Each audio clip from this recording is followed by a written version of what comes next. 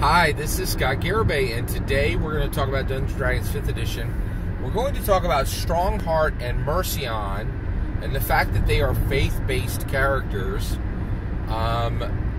They were originally faith-based characters, and now in Wild Beyond the Witchlight, in Dungeons & Dragons 5th Edition, something has been done with their faith that is quite interesting, and I want to talk about it from the perspective of an evangelical Christian.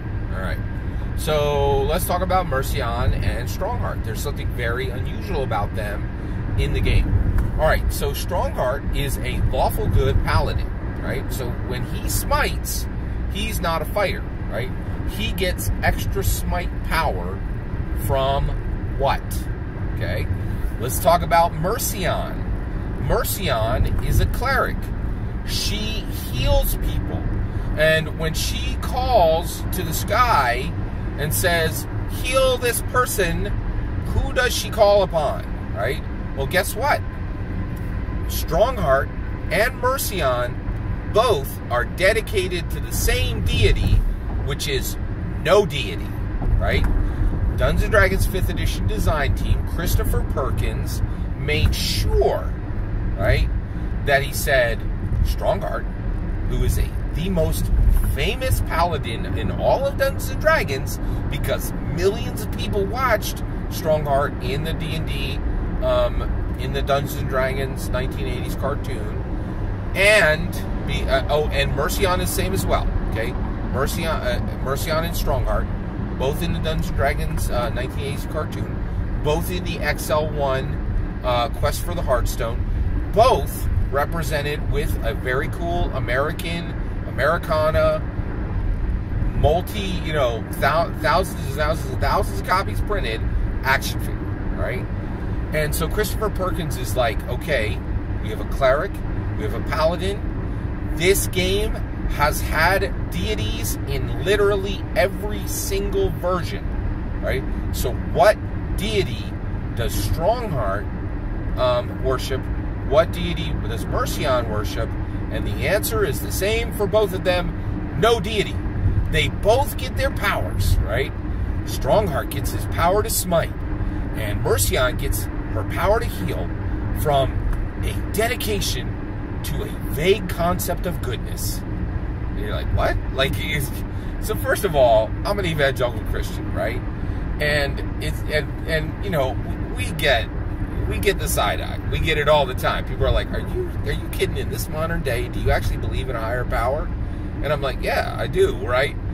But Chris Perkins is like, no higher power in a world where higher powers are literally confirmed in every single version of the game, including the current one, right? We cannot say that this famous cleric Mercion, that this famous paladin, Strongheart, could possibly worship a deity. We just can't do it. We can't say it, right?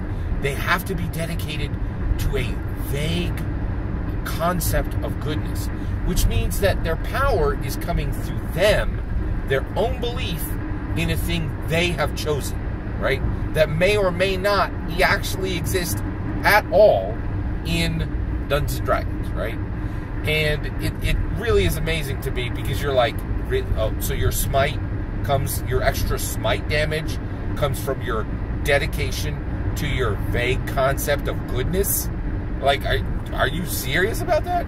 So while it might seem ridiculous, and I know it seems ridiculous to people because they've told me, right, that I would believe in a higher power, it seems even more equally ridiculous that Chris Perkins would be like, their power comes from a lower being, them, right? You're like, just people, just their vague concept of goodness is enough to add smite damage and heal people, right? And you're like, what? And also, it's pretty amazing, right? Because you're like, this isn't a debate, right? The gods are there. Malil is there. Pelor is there. There are literally 30 deities plus listed in the 5th edition Player's Handbook, and they are not questioned on whether they have power. The game literally says they have the power to do smiting and to do healing. right? And so Christopher Perkins is like saying, oh, but wait, you know, these are super important, super famous paladins and a cleric, right? And we cannot possibly co-sign that they would be actual believers and believe in the gods that are quite literally in their worlds, right? Like, they're like, well, I'd really like to serve good, and I'd like to smite and heal, and I want to do that rather than choosing the gods who I see their work literally every day in the real world, right? Not like some vague concept or debate on whether they're real. They are quite literally real in Faerun, right? They're literally in the player's handbook. He's like, we definitely cannot sign them up for actual faith, right? Now, how do I feel about this as an evangelical Christian? You'll be surprised.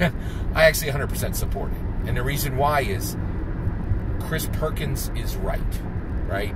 If you take an epic Strongheart, paladin, if you take the epic Mercion cleric and you say their healing and their smite comes from the gods we have put into this game, you are co-signing the fact that faith-based people today are defeating intellectually the nuns, the N-O-N-E, no religion, right?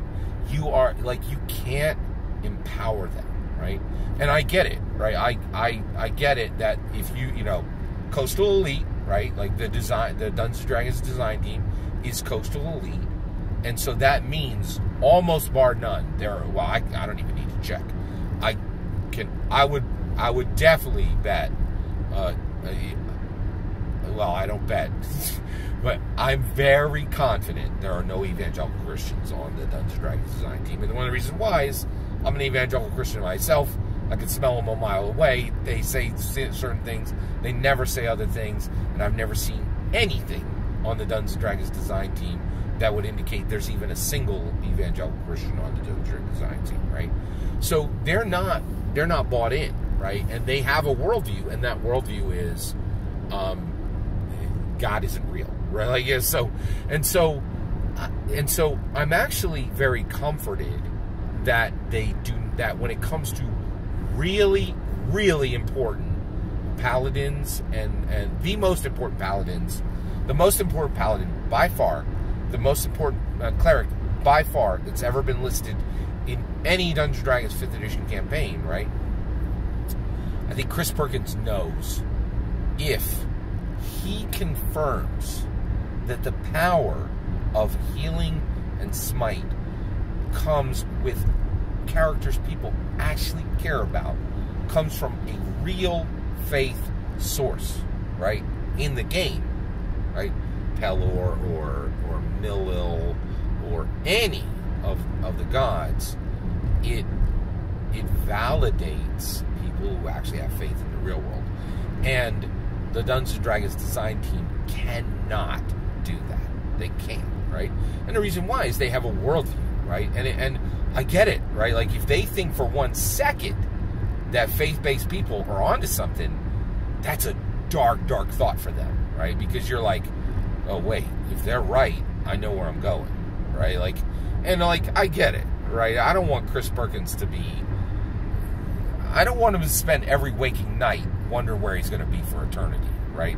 And his game, which has deities in it, forces that question every time he goes into the office and pours a cup, right? So he cannot acknowledge for himself that there's any sense that a god would be real, because the ramifications for that, for him personally, would be staggering, right? And everybody in the office, right?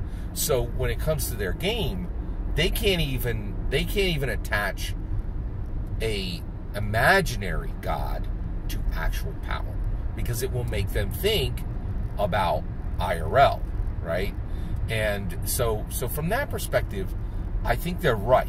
Like, they're right from the perspective of they cannot allow themselves to think at work about the religious ramifications of what if faith-based people are right. what if the power of gods is real, right? Because like each time Chris Perkins goes into the office, pours a cup of coffee, right, and is getting, you know, and opens up the PHP and sees imaginary gods that have real power, it will make him think, oh my gosh, what if the evangelical Christians are right? Where am I going? Where will I be for eternity, right?